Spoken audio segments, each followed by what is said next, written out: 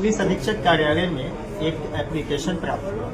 यह एप्लीकेशन यद्यपि कि गुमनाम था और किंतु इसमें जो आरोप थे वो अत्यंत ही गंभीर प्रकृति के थे और उसके साथ एक सीडी भी संलग्न था। इस एप्लीकेशन पर मेरे द्वारा तुरंत थाना हाथरस 1 को जांच कर अभियोग पंजीकृत करने हेतु निर्देशित किया गया और दिनांक 13 मार्च 2025 को इस संबंध में सुसंगत धाराओं में अभियोग पंजीकृत किया गया। और चूंकि यह अभियोग अत्यंत ही गंभीर प्रकृति का था, इसलिए हमारे जनपद के एडिशनल एसपी श्री अशोक कुमार सिंह के निर्देशन में और जो सीओसीटी साहब हैं योगेंद्र जी, इनके पर्यवेक्षण में 3 टीमों का गठन किया गया विवेचनाओं में सुसंगत साक्ष्य को ग्रहण करने हेतु और साथ ही में आरोपी प्रोफेसर रजनीश कुमार की गिरफ्तारी में।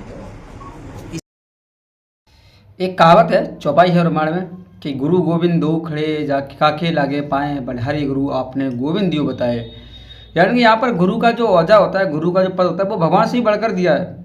यहाँ श्री कृष्ण भगवान खुद कहते हैं कि गुरु गोविंद दो खड़े काके लागे पाए।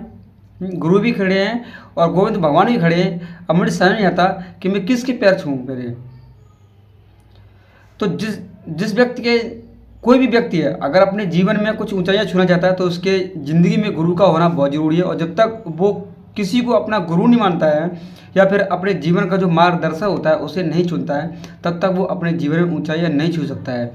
लेकिन एक ऐसे अध्यापक, ऐसे शिक्षक जिन्होंने कुछ ऐसा कारनामा कर रखा है कि सबके जितने भी अध्यापक होते हैं, स्कूल में टीचर होते हैं, उनके ऊपर एक क्वेश्चन मार्क लगा दिया है। ये मामला है हाथरस का और वहाँ पे एक प्रोफेसर थे विद्यालय के जिनका नाम था रजनीश कुमार। तो उनका काम क्या था कि वो लड़कियों को पढ़ाते थे। हालांकि लड़कियों के साथ वो पढ़ाते थे, ब्लैकमेल करते थे लड़कियों को और बोलते थे कि मैं तुम्हारी जॉब लगा दूंगा, मैं तुम्हारे पेपर में अच्छे नंबर से पास करा दूंगा अगर तुम मेरा कहना मानोगे तो। और वो अध्यापक उन लड़कियों का जो शिक्षाएँ होती हैं उनका शोषण करता था, यौन शोषण, और उनके साथ संबंध बनाता था। लेकिन लेडीजें, वो लड़कियाँ थी ना, वो मजबूरी में कुछ कह नहीं पाती थी और ये अध्यापक दिन पे दिन उनके साथ दुष्कर्म करता जा रहा था। लेकिन एक लड़की ने उसका ऐसा भंडा फोड़ा कि वो अध्यापक की सारी पोल खुल गई और जितनी भी गंदी हरकतें करता था सबकी सब सामने आ गई। जब गंदी हरकतें उसके सामने आई, जब उसके वीडियोस फोटोज़ लीकेज हुए, तब जितने भी अध्यापक थे सब शर्मनाक हो गए कि यार मैं तो सोच भी सकता कि एक प्रोफेसर ऐसे काम कर सकता है, जबकि देखा जाए कि ये अध्यापक होता है जो बाप से ही बढ़कर होता है उसका वजह।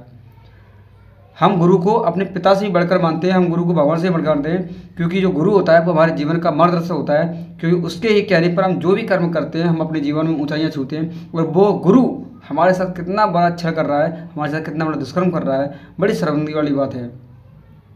हालांकि प्रोफेसर जी हैं जो रजनीश कुमार, उनको प्रयागराज से पुलिस ने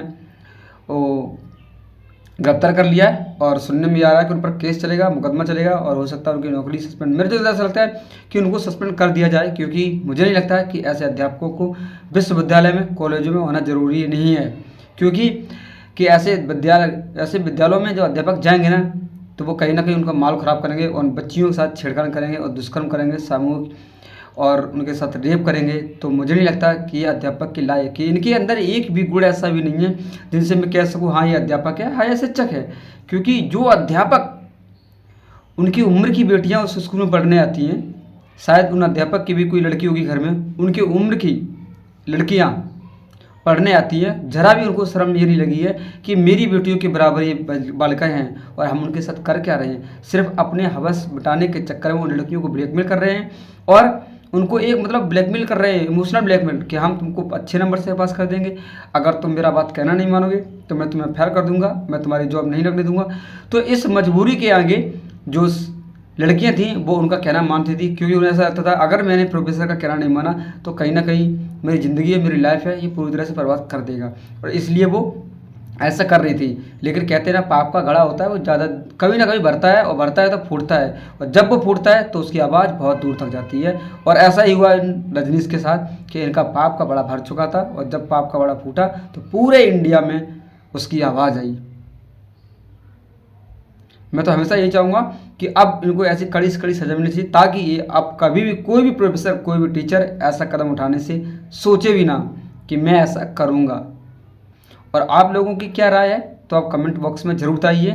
और क्या सोचते हैं आप इन अध्यापक के बारे में कि हमारे देश में कुछ ऐसे अध्यापक हैं जो ऐसा कर रहे हो। मैं न जाने कितने अध्यापक ऐसे होंगे जो लड़कियों के साथ ऐसा कर रहे होंगे, और न जाने कितनी लड़कियां ऐसी होंगी जो मजबूरी में सब कुछ इतना सहन कर रही होंगी।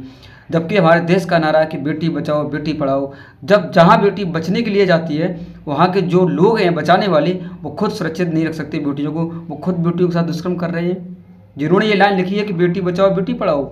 जबकि हमारी शिक्षा में यही एक आता है कि हाँ कि बेटियों को पढ़ाओ लिखाओ आगे बढ़ाओ ताकि बेटियां देश का नाम रोशन करें। लेकिन ये अध्यापक खुद अपना नाम रोशन कर रहे हैं ये चीज़ से दिखाने के लिए कि नहीं, ये नारा गलत है कि बेटी बचाओ बेटी पढ़ाओ। हम बेटियों को सुरक्षित नहीं रहने देंगे। अगर घर में सुरक्षित रह गई हैं तो बाहर नहीं रहेंगी, और बाहर रह गई तो फिर हमसे उम्मीद मत करना, हम भी वही करेंगे जो सब लोग करते हैं। तो मुझे ऐसा लगता है इन अध्यापक को कड़ी से कड़ी सज़ा मिलनी चाहिए ताकि आगे चलकर कोई भी अध्यापक ऐसा कदम न उठाए और किसी भी लड़की का मजबूरी का फ़ायदा ना उठाया जाए। क्योंकि हम अपने बच्चियों को स्कूल भेजते हैं इसलिए वो शिक्षा पाएँ और जीवन में आगे बढ़े। हम इसलिए नहीं भेजते हैं कि कोई प्रोफेसर आके उनका शोषण करे।